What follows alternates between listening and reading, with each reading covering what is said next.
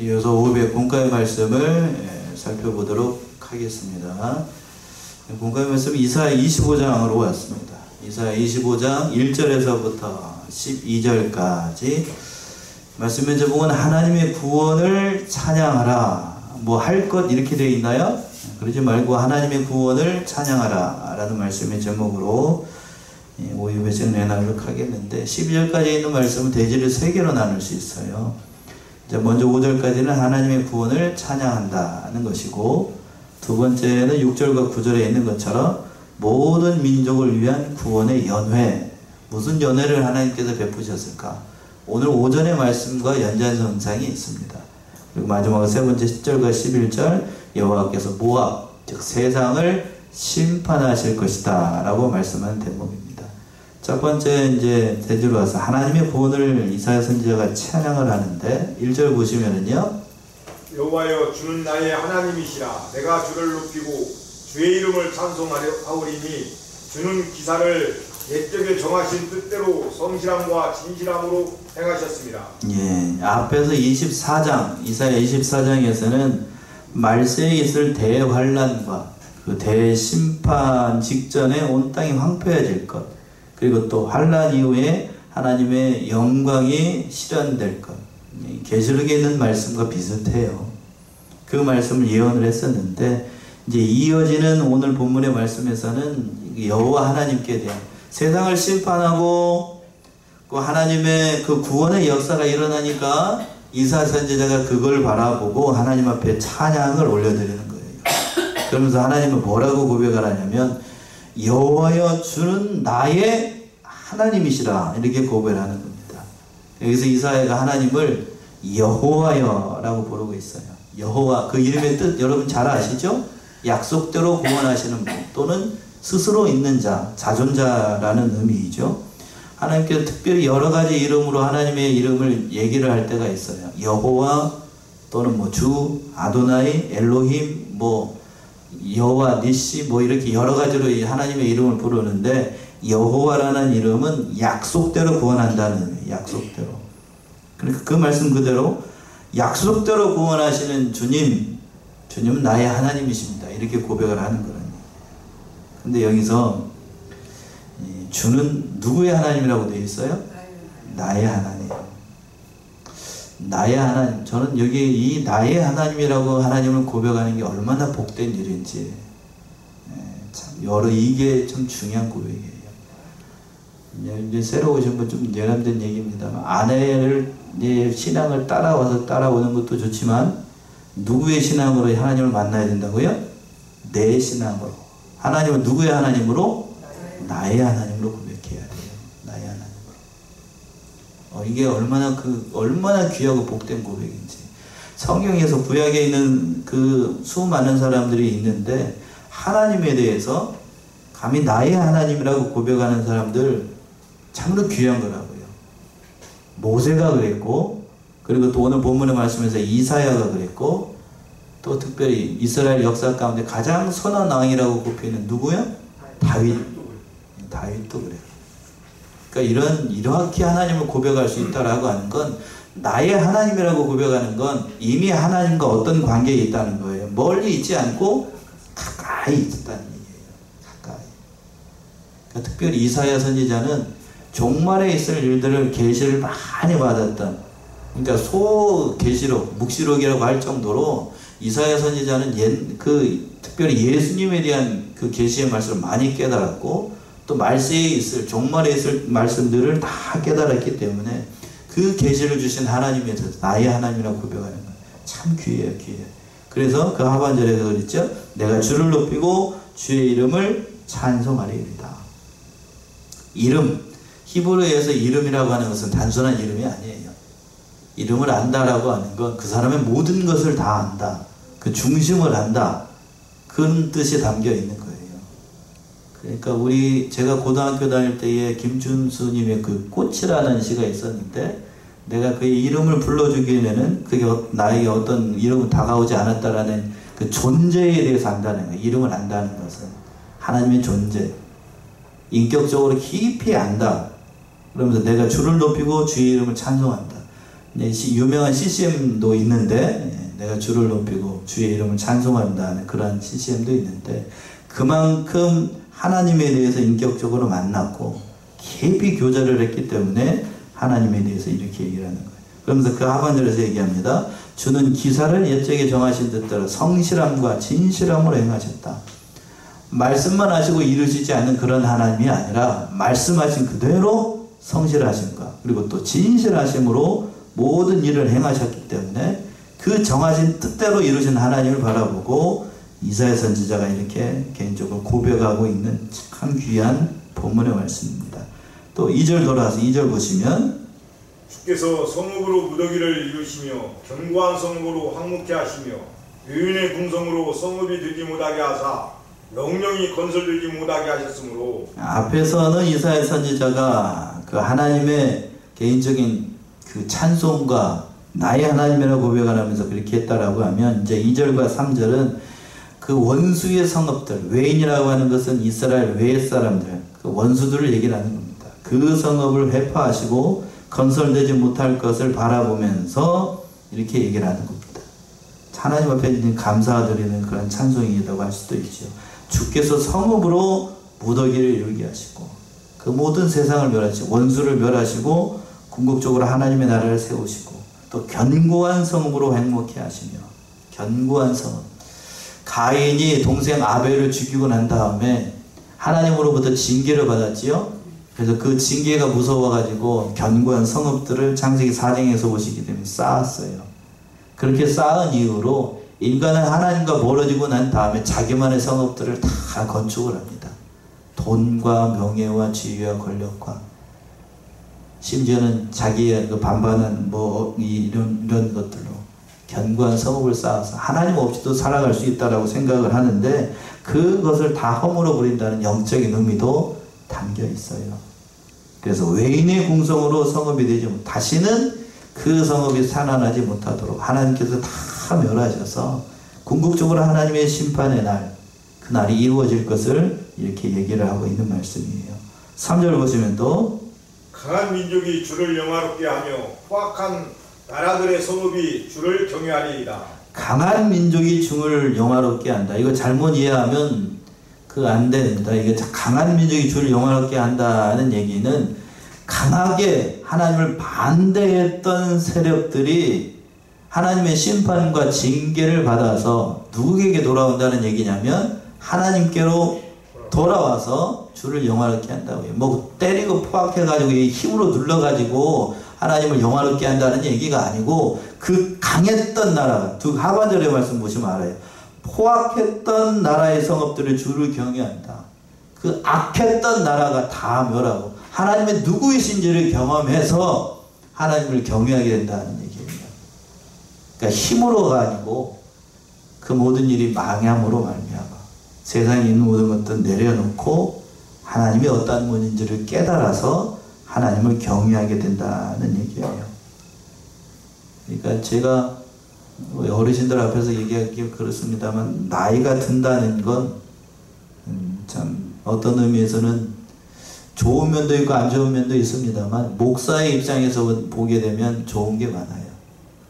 제가 여기 이제 9년차 들어가게 되는데, 성안교회 문제 이제 처음에 왔을 때의 그 성경을 보는 눈하고 제가 제 자신을 객관적으로 돌아봐도 처음에 제가 설교를 했던 것, 지금 계시록 말씀도 있죠? 준비하면서 그때 봤던 이 말씀들을 보게 되면 웃음이 나올까요? 안 나올까요? 웃음이 나옵니다.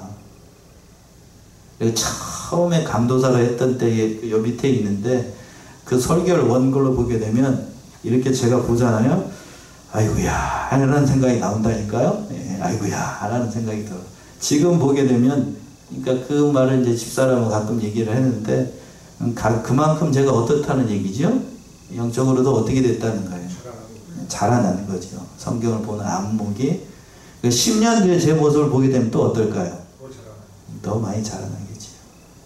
그러니까 이 말씀 속에서 그 자라난다는 의미가 무엇인지, 그 본문의 말씀에서 왜 이 얘기를 갑자기 얘기를 했냐면, 강했던 때가 깨어지고 약해져야 누가 보이기 시작한다고요? 하나님이 보이기 시작해요. 하나님이 보이기 시작해요. 제가 이제 50이 넘어가지고 노안이 오다 보니까 어제도 이제 늦게까지 말씀 봤는데 1시간이 넘어가게 되면 눈에서 피로가 와가지고 글자가 어떻게 되기 시작하냐면 이게 저기가 돼가지고 분해가 돼가지고 막 짜증이 나, 짜증.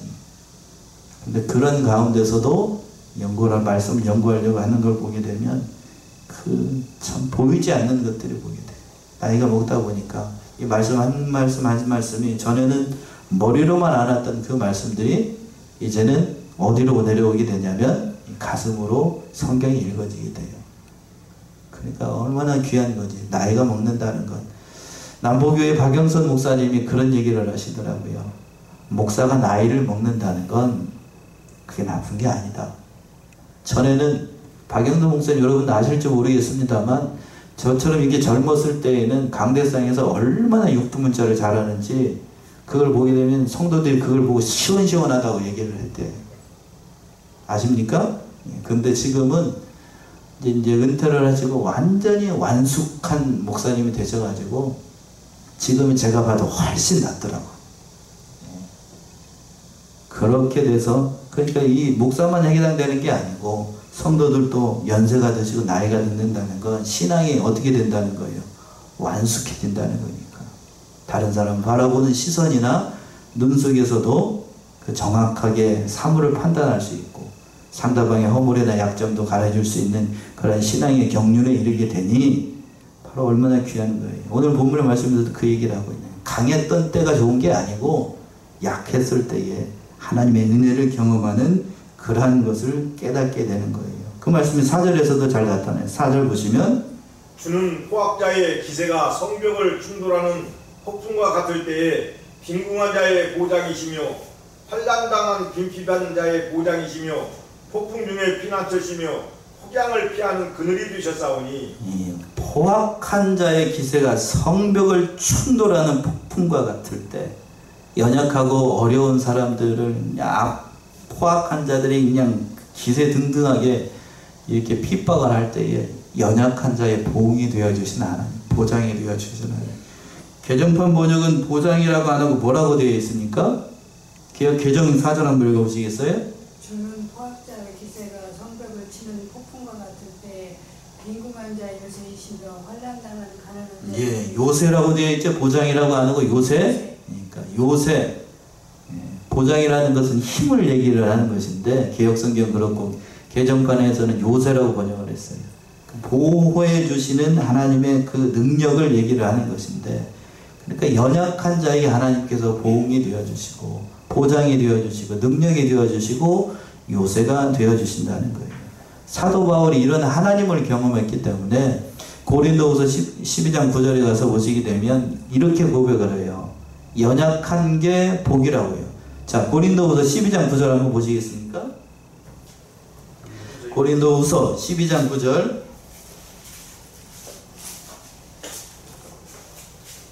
나에게 이르시기를 원인애가 내게 속하도다. 이는 내 능력이 약한 데서 온전하여지니라 하신지라. 그러므로 도리어 크게 기뻐함으로 나의 여러 약한 것들에 대하여 자랑하리니 이는 그리스도 능력이 내게 머물러야 합니다. 사도 바울의 신앙 고백이에요. 이사야 선지자처럼 내게 이르시기를 내 은혜가 네가 족하도다. 이게 뭔 말인가 하면 그 앞에서 그랬어요. 눈이 징금징금하고 눈이 잘 안 보여가지고 하나님 앞에 간절히 3번씩이나 기도를 했다. 근데 하나님의 응답이 내게 이르시기를 내 은혜가 내가 족하다. 이는 내 능력이 무슨 데서요? 약한 데서 온전해짐이라 하신지라. 이러므로 도리어 크게 기뻐함으로 나의 여러 가지 뭐한 것들을 강한 것들을 아니요 약한 것들을 자랑한다. 약해야만 누구의 능력이 임하니까요. 그리스도의 능력이 나에게 임하니까. 강할 때는 하나님께서 우리와 함께 하시지 않아요. 어떤 때 오신다고요? 약할 때 오셔요. 약할 때. 하나님께서 선지자로 부르실 때나 그 하나님의 백성들을 부르실 때에 세상적으로 잘 나가고 모든 일이 잘 되고 형통할 때 하나님께서 그 사람과 역사하시지 않아요. 어떤 때 찾아오시냐면 앞뒤가 다 막히고 도저히 살 길이 없을 때 하나님이 그때 짠 하고 나타나십니다. 모세를 부르실 때도 마찬가지예요. 40에 그 외급의 그 왕권을 이어받을 40의 그 모든 것이 완전히 세상 말로 하면 스펙이 다 갖췄을 때에 하나님께서 모세를 부른 게 아니고, 그걸로 사람 죽이고 미디안 광야에서 40년을 보내고 난 다음에 나이 80이 된 나이의 때에 아무런 소망이 없을 때에 모세를 부르셨어요. 하나님 그렇게 부르신다니까요. 저 못합니다. 이제 이빨 빠지고 아무 힘도 없고 아무것도 못하겠습니다 라고 할 때 하나님 부르셔. 하나님께서. 그러니까 우리를 부르실 때도 역시 마찬가지. 그런 하나님이십니다. 그런 하나님. 또 하반절에서 보시면 돌아와서 환난당한 핍박자의 보장이시며 폭풍주의 피난처시며 폭양을 피하는 그늘이 되신다. 문자적으로는 폭양은 뜨거운 햇빛이에요. 그 유대 지방, 그 중동 지방은 한낮에는 온도가 40도 이상으로 올라간다고 그래요. 지금 우리보다 더 더워요. 낮에는 감히 일사병 걸려가지고 나가지 못한다. 그때에 하나님께서 피난처가 되어 그늘이 되어주신다고요. 자, 또 그리고 5절 보시면 돌아서 5절.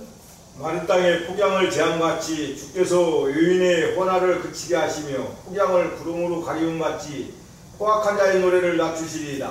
예, 외인의 헌화를 그치게 하신다.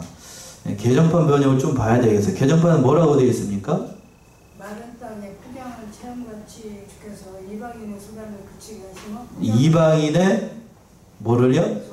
선한. 예, 그러니까 이 조금 의역을 했죠. 헌화라고 하는 얘기는 뭐냐면 이방인들이 그 착취해가지고 하나님 앞에 그 하나님함이 아니라 그들이 누리는 그 영화라고 얘기할 수 있어요.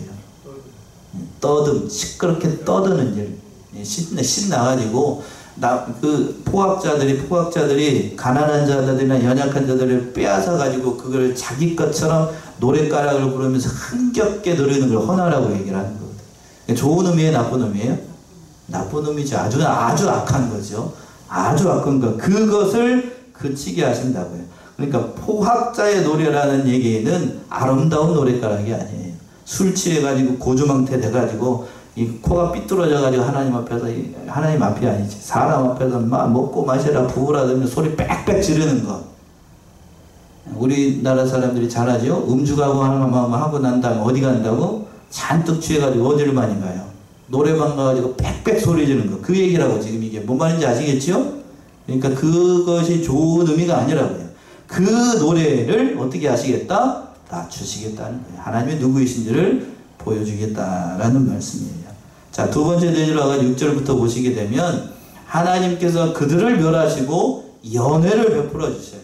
계시록으로 얘기를 한다라고 하면 바로 천년왕국 그리고 어린 양의 혼인잔치를 마련하시게 되는데 그 천년왕국에서 이루어진 어린 양의 혼인잔치를 이스라엘 선지자는 이렇게 얘기를 했습니다. 6절 보시면 만군의 여호와께서 이 산에서 만민을 위하여 기름진 것과 오래 저장하였던 포도주로 연회를 베푸시리니 곧 골수가 가득한 기름진 것과 오래 저장하였던 맑은 포도주로 하실 것이며. 예, 만군의 여호와께서 이 산에서 즉 거룩한 성산에서 즉 새 예루살렘 성에서 계시록에서 얘기한다라고 하면 그곳에서 연회를 베푸셔요. 계시록에서는 그 어린 양의 무슨 잔치라고 그랬고 혼인잔치라고 얘기를 했고 그 어린 양의 혼인잔치에서 빠지지 않는 것이 결혼식에서 빠지지 않는 게 뭐예요? 포도주와 떡이죠. 떡과 포도주. 떡과 포도주. 그러니까 우리가 성찬식을 할 때 뭐하고 뭐를 먹죠? 떡하고 포도주를 먹잖아요. 다 의미가 다 있어요. 그냥 먹는 게 아니고 우리가 그 하나님의 나라에 가게 되면 혼인잔치를 이루게 되는데 그때에 여기서 이사야 선지자는 기름진 것과 오래 제정된 뭘로? 포도주로. 여러분 포도주 좋아하십니까? 네? 포도주 좋아하셔요? 네, 기쁨을 상징을 하죠. 이건 이제 기쁨, 희락을 상징을 해요, 포도주는. 근데 여기서 보게 되면 아주 하나님께서 마련하신 그 하나님의 백성들을 위해서 마련하는 음식이 어떤 거냐면 세상에서 가장 기름진 음식. 그리고 또 오래 제장돼 가지고 완벽하게 숙성된 맑은 포도주. 이해가 되셔요? 이게 뭔 말인지? 가장 중요하고 정결한 음식을 하나님께서 마련하신다는 얘기예요. 그러니까 이 말씀 속에서 하나님께서 마련하신 그 혼인잔치, 천년왕국이 얼마나 아름답고 기쁨이 가득한 나라가 될 것인지를 이렇게 표현하는 거라고요. 이해가 되시죠? 진짜로 포도주를 준다는 얘기가 아니고 기름진 음식을 준다는 게 그만큼 하나님께서 배설하시는 그 예비하시는 그 하나님의 나라에서 이루어지는 그 천국 잔치는 인간이 감히 상상할 수 없는, 감히 표현할 수 없는 가장 기쁨이 넘치는 잔치. 그 하반절에서 그랬네. 그 6절 하반절에 곧 골수가 가득한 기름진 것과, 골수가 가득 찬 기름진 것이라는 얘기는 진국이라는 얘기죠. 여러분 진국 좋아하세요? 설렁탕, 곰탕 팔팔 끓여가지고 그냥 막 이렇게 뽀얗게 나온 그 기름진 골수가 가득한 그 말이에요. 그 말. 그리고 오래 도장돼가지고 포도주에서 완전히 맑은 포도주, 그냥 빨간 그 포도주가 아니라 백포도주가 하얗게 그냥 모든 것이 사라진, 그러니까 먹기만 하면 그냥 이 기가 막힌 그 아주 그 귀한 그거를 얘기를 하셨다는 얘기예요. 결코 세상에서 맛볼 수 없는 그러한 잔치를 마련해 주셨다는 얘기예요. 그러니까 얼마나 귀한 거예요. 얼마나 귀한 거. 이날에 속히 오기를 원하십니까? 맑은 포도주라고 그랬으니까 완전 목요하고 깨끗하고 정결한 그러한 잔치를 예비하셨다는 얘기예요. 그리고 또 7절 보시게 되면 7절 또 이 산에서 모든 민족의 그 가리워진 면박과 열방의 그 덮인 휘장을 제하시며 또 이 산에서 곧 그 거룩한 성산에서 예루살렘 성 안에서 모든 민족들, 모든 하나님의 백성들, 모든 택한 백성들이 가려졌던 그 면박과 열방에 덮여있던 그 휘장을 제하여 버리신다. 이거는 이제 우리 신학적으로 영적으로 좀 이해를 해야 되는데, 하나님의 나라에 가게 되면 우리가 이 글자로 성경 66권으로 봤던 이 하나님의 나라를 직접 뭘로 보게 되는 거예요? 이제 눈으로 직접 보게 돼요. 그래서 가려져 있던 그 면박이 다 어떻게 되는 거예요? 다 벗어지게 돼요. 이게 무슨 말씀인지 이해가 되셔요? 우리가 살아서 천국 갑니까? 죽어서 천국 갑니까? 죽어서 천국 가죠? 죽어서 가게 되면 지금은 이 글자로만 봤던 것, 계시록에 있는 모든 말씀들을 뭐 여러 가지로 얘기를 해요. 제가 아무리 설명을 해봐도, 사도 요한이 아무리 설명을 해봐도 언어의 부재입니다. 인간의 말로는 하나님의 나라를 다 담을 수 있어요? 없어요? 없어요. 없어. 다 담을 수 없다. 근데 그때가 되면 그 가려져 있던 것이 딱 보는 순간 뭐가 벌어지죠? 수건이 벗겨지는 것처럼 그 하나님의 진리의 세계가 쫙 보이게 된다고. 그걸 이렇게 표현을 하는 거라고요. 이렇게. 면박이 벗어진다. 또 휘장이 제하여진다는 얘기는 그런 거예요. 그런 거. 자, 고린도전서 13장을 한번 가보세요. 고린도전서 13장 12절 보시면, 일명 사랑장이라고 얘기하는 고린도전서 13장 12절.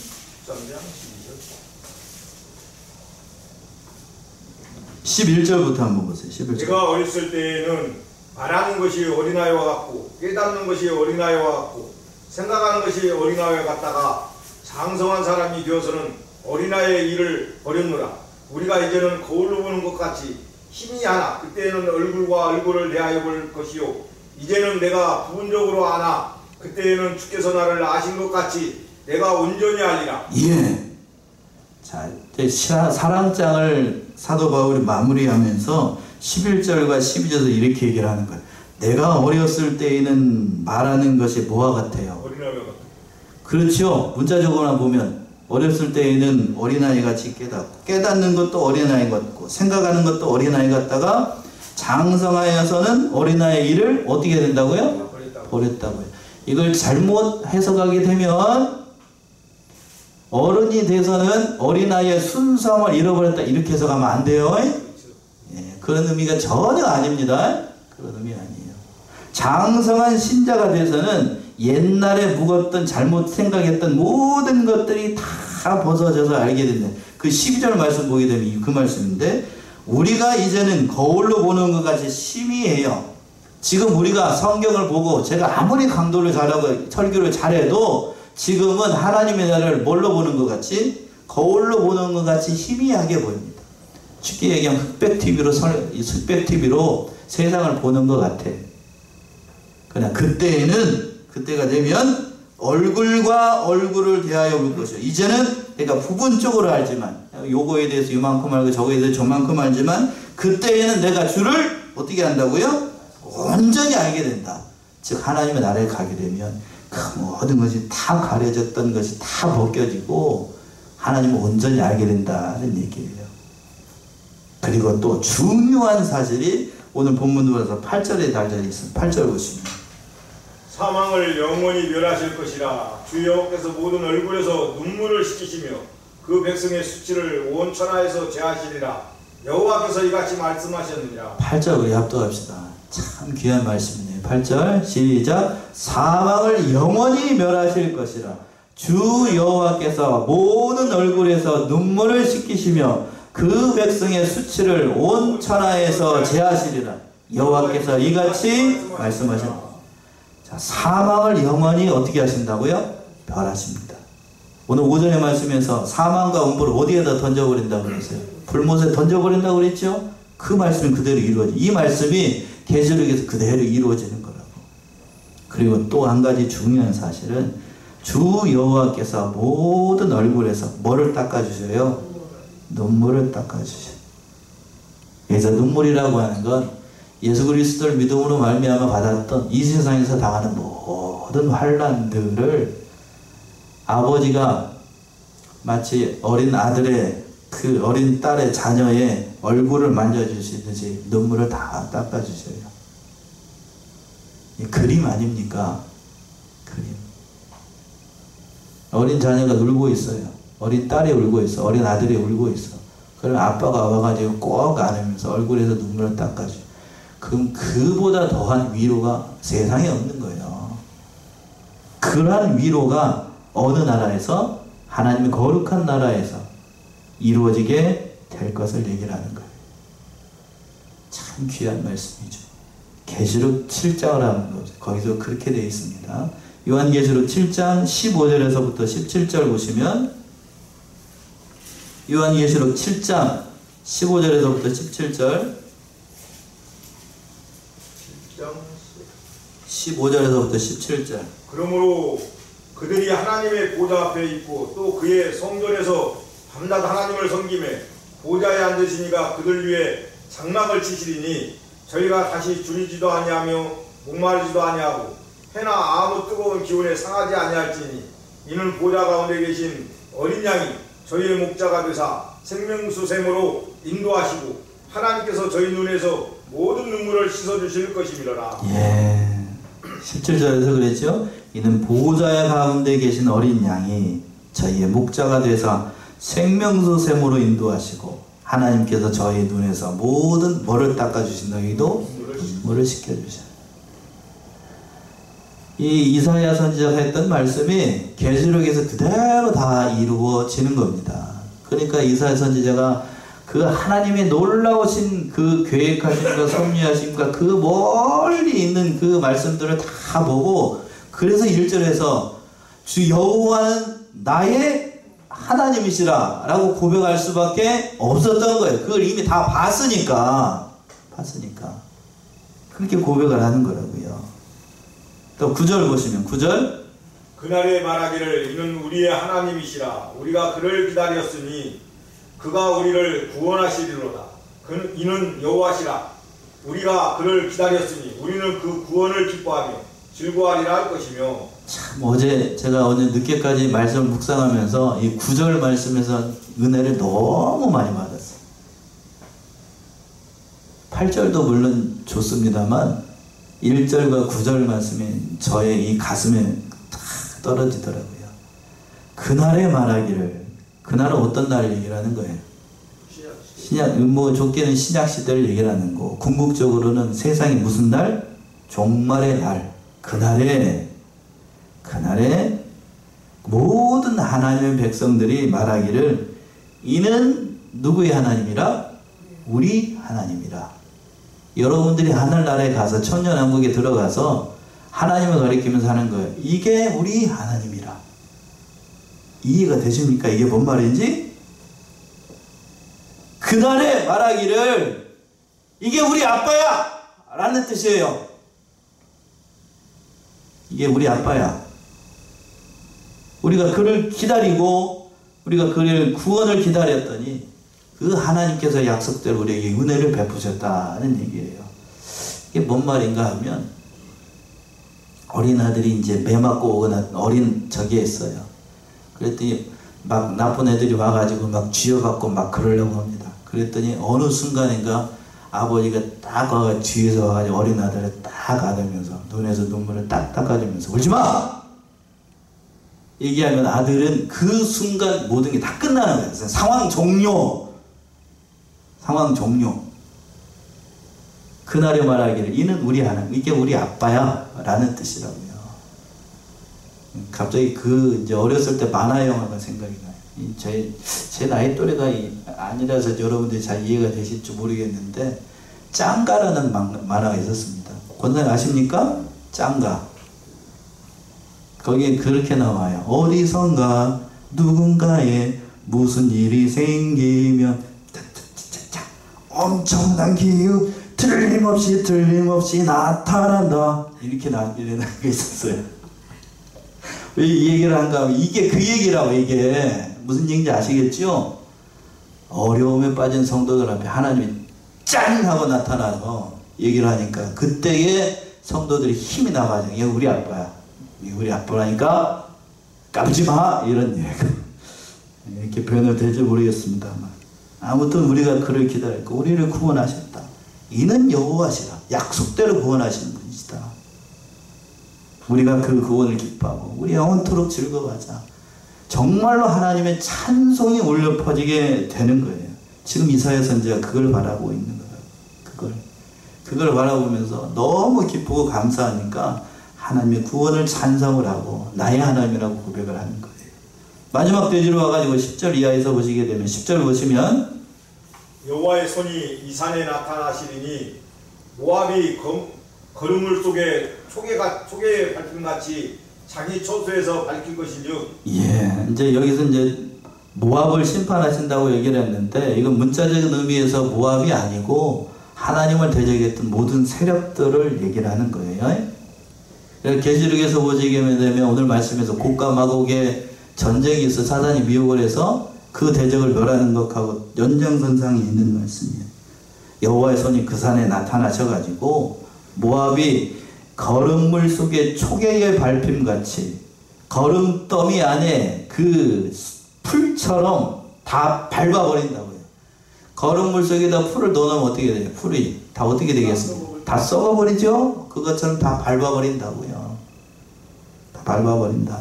또 돌아서 11절 보시면 그가 헤엄치는 자의 헤엄치려고 손을 편같이 그 속에서 그 손을 펼 것이나 여호와께서 그 교만과 그 손의 교환을 누르실 것이라. 예, 이거 잘못 이해하면 안 돼요. 그가 헤엄치는 자의 헤엄치려고 손을 편같이 그 속에서 손을 편다는 얘기는 자기가 거기에서도 어떻게 해서든지 살아보려고 발버둥을 칠 것이지만 그러나 하나님은 그 교만과 그 손의 교활함을 눌러버릴 것이다. 아무리 애를 써봐라.